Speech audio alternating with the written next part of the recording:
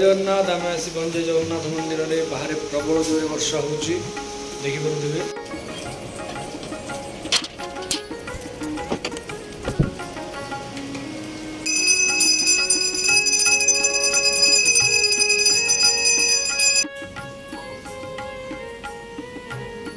वर्तमान जगन्नाथ पुष्प आसी जाइए, पुष्प तुलसी आसी जाइए।